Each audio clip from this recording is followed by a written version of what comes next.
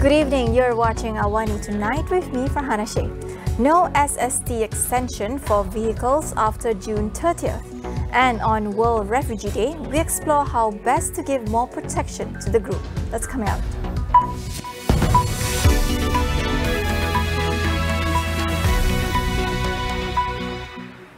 The vehicle sales tax exemption that was introduced 2 years ago will come to an end on June 30th as planned. Finance Minister Tengku Datuk Seri Zafrul Abdul Aziz, however, said those who ordered their vehicles during the tax holiday period have until March 31st to register their vehicles with the Road Transport Department.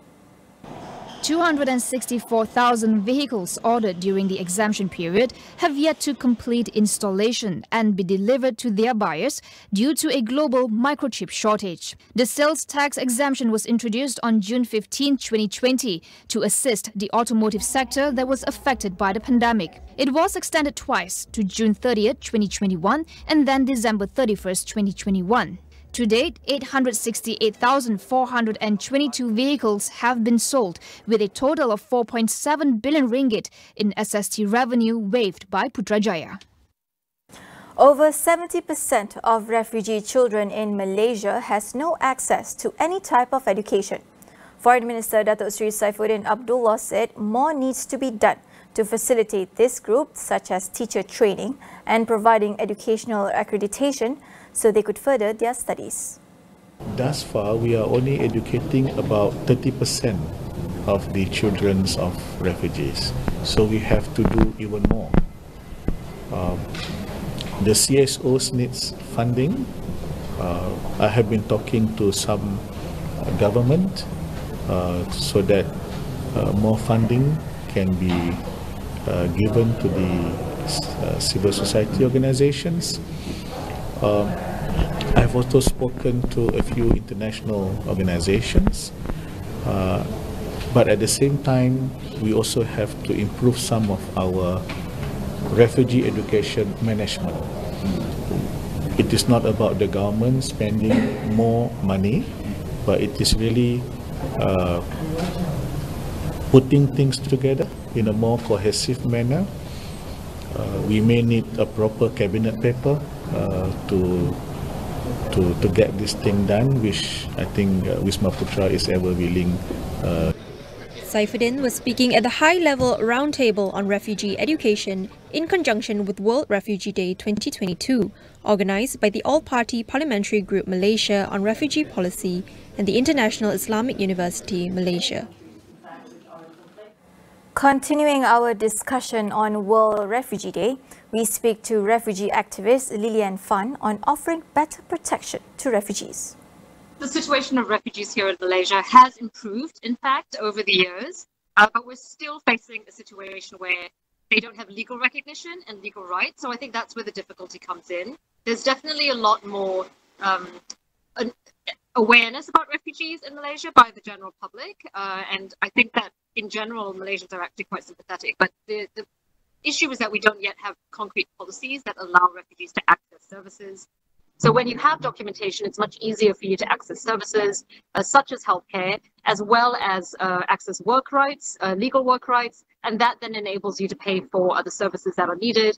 So I think they're all really connected. You know, education, work rights, and other things are really all at the bottom of it, an issue about legal documentation. So that's really the basic issue which we are hoping to get, because that gives the biggest kind of protection to refugees anywhere, including in Malaysia. Malaysia may not be ready to sign the 1951 Refugee Convention, but concrete measures are needed for better protection of the group. We really need to approach this from, you know, what we call a whole of society approach, which means that the government, the private sector, civil society, refugee communities themselves all really have to work together to find what's acceptable. And, you know, we need to do more education to the public so they realize that giving refugees rights doesn't take away from the rights of locals, and in fact, in some ways may even enhance, you know, opportunities for locals.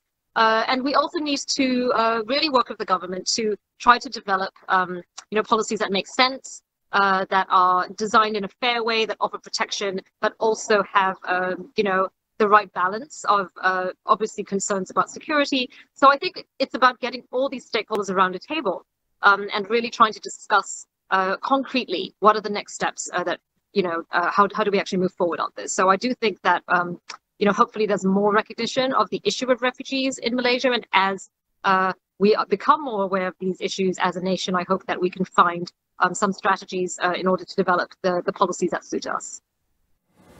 Today marks World Refugee Day 2022, an occasion to recognize refugees' right to seek safety and rebuild their lives. But has Malaysia upheld this basic human right? Tonight on Consider This, Syed Kutan and Melissa Idris speak to Tam Hui Ying from Access Asylum, as well as to a refugee living in Malaysia.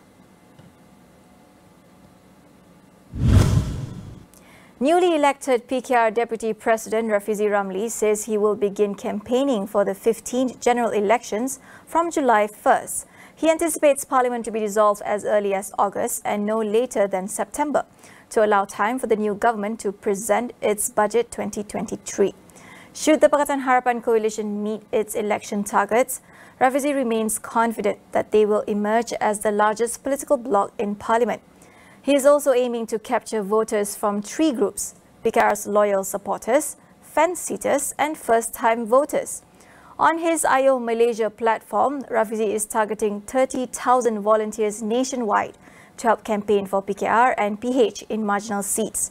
The campaign will begin with a national training exercise for volunteers on July 2nd.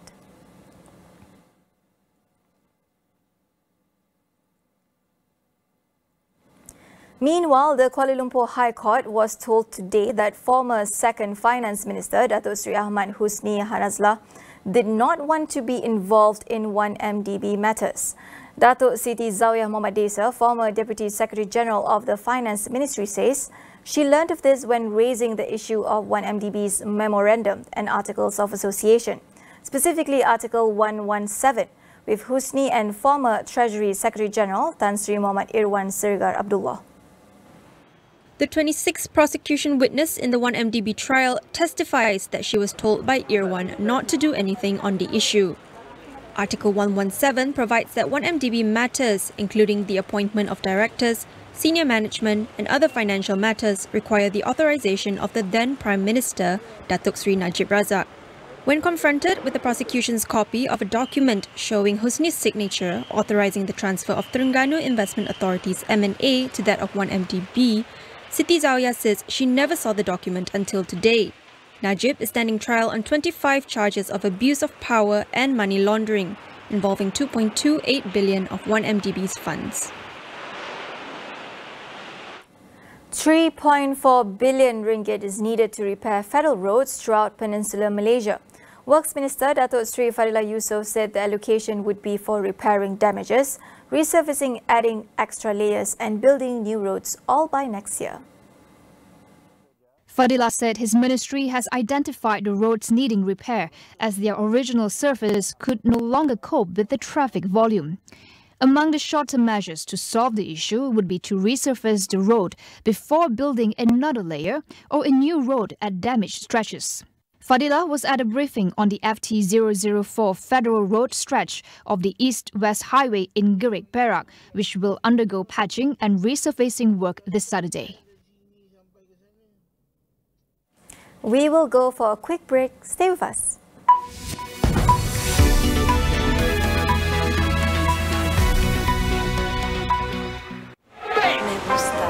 Ais krim cappuccino Nescafe Gold. Kenikmatan tak terkata.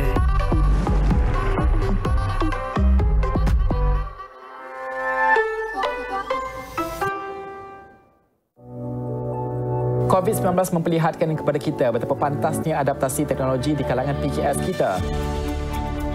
Niaga AWANI dan Unified Business akan menyelami perjalanan kebangkitan semula PKS kita melalui segmen Jiwa SME setiap Selasa dan Khamis untuk inspirasi anda. Transformasikan perniagaan dengan Unified Business, rakan digital pilihan anda. Hubungi kami sekarang dan jimat sehingga 50%. Jom Unified Business.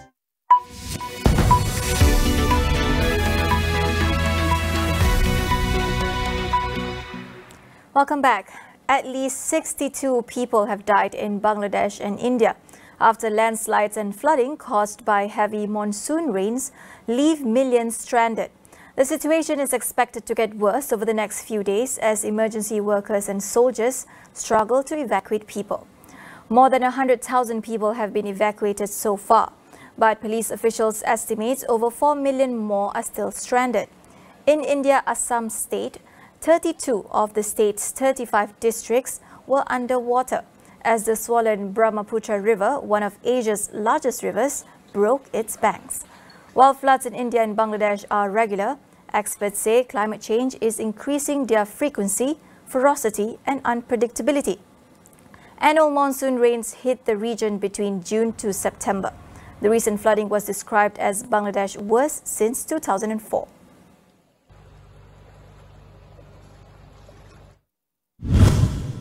French President Emmanuel Macron might have been relieved after getting re-elected in April, but his second term in office just got a lot more complicated.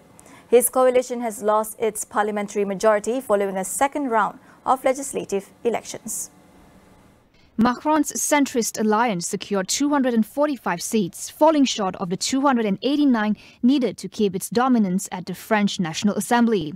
The left made sharp gains with the new Popular Union coalition, led by Jean-Luc Mélenchon, came in second with 131 seats and is said to be the most prominent opposition.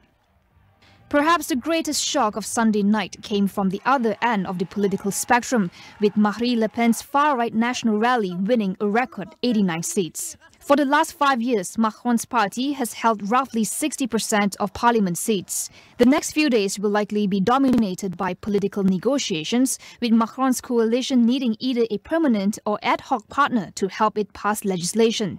The last time a newly elected president failed to get an outright majority in parliamentary elections was in 1988. Faced with a surge in travellers and baggage backlog, Britain's busiest airport Heathrow has asked airlines to cancel 10% of their flights. Travel chaos is expected to unfold again after hundreds of passengers were left waiting to retrieve their luggage for over 3 hours during the weekend. Airlines were given the option of consolidating their flights, meaning that instead of cancelling their services, they can move passengers onto other flights. Around 30 flights and 5,000 passengers will be affected.